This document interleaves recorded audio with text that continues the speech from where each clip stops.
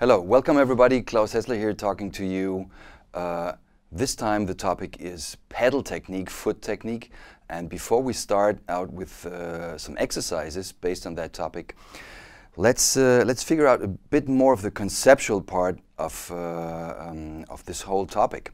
So first of all, it's quite interesting to think about some of the parallels and the difference likewise between what it is that you really do with your hands and what it is that you really do with your feet.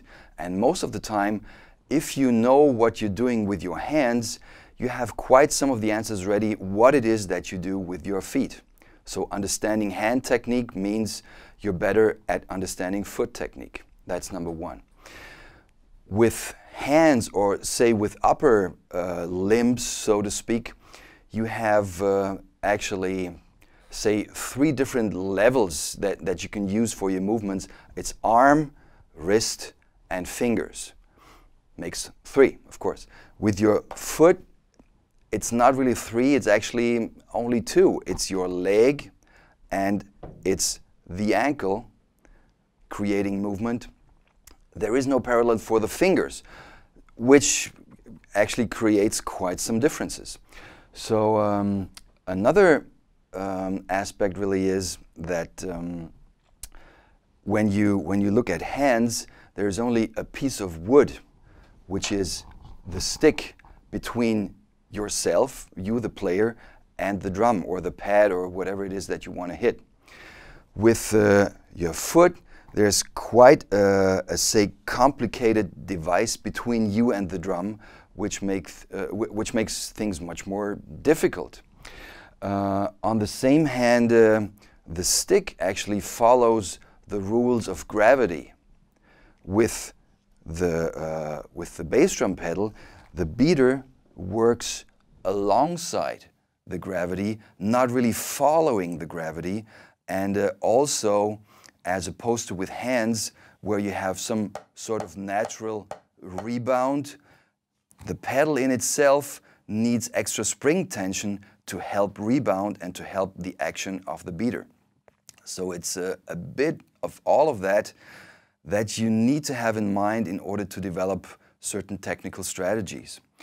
Now, just as you may think about different ways of how you hold the stick, different options of grip, there's different options of where you are on the pedal. So in my eyes, the parallel between holding a stick between forefinger and thumb, or middle finger or ring finger, or little finger hold and anything in between, that pretty much relates to where you are with your foot on the board, really.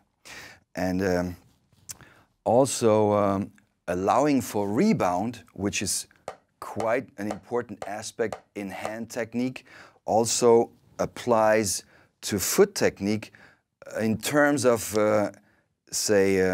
usually I allow the beater to return from the head. There may be exceptions to the rule, but usually I'm not pressing the beater into the head, okay? And just in the same way as my stick usually stays in motion when I'm playing, you don't see that my stick is kind of stopping in between the movements. In the very same way, my beater of the bass drum pedal is not stopping the movement when I play things like. It's always the beater in motion. No matter if it's that technique or this. There may be ways to do this for certain reasons of sound, let's say, or to have extra options for accents, but it's more the exception than the rule for myself to press the beater into the head. Just as you were possibly thinking about different sticks that you're using, you may spend some time to think about the weight of your beater. So for me, actually, it's quite important that my beater is not too heavy and not too light in order to be able to play a certain arrangement of different things. Also, the length of the board is quite some interesting aspect for me. Also, the dimensions of the pedal in itself. I mean, how does the ground plate relate to the length of the board, relate to the size of the heel plate? And all of that is pretty important in terms of getting a feel for the pedal and all its different options of how you can adjust it. And finally, of course, it also comes down to how you sit behind the drums. So when I sit behind that super basic set of drums, my direction, the direction I'm looking towards, if you will, is more, say, in between hi-hat and bass drum. I'm not twisting my upper body to look in towards the direction of my bass drum. It's more this, okay?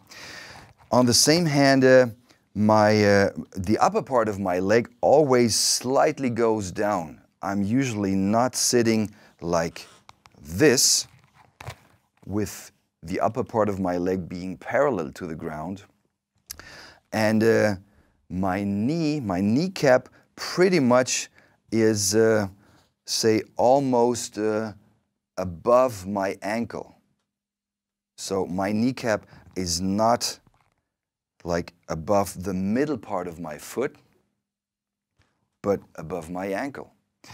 And that also helps the potential for movement from ankle and leg. I mean, there's tons of ways to still think about pedal adjustments in itself.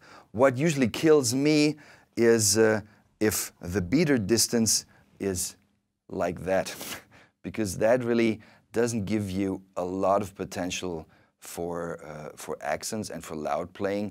On the other hand, it gives you a lot of potential for fast playing, but it definitely limits your dynamic range. So you got to really experiment with all of that and spend some time with each of these adjustments in order to find out if that all suits your requirements for the kind of music you want to play. Okay? So think about all that and well, look out for different pedals, different ways of adjustments, and think about the parallels between hands and feet. And I see you in the next lesson with more exercises, okay? Thank you so much.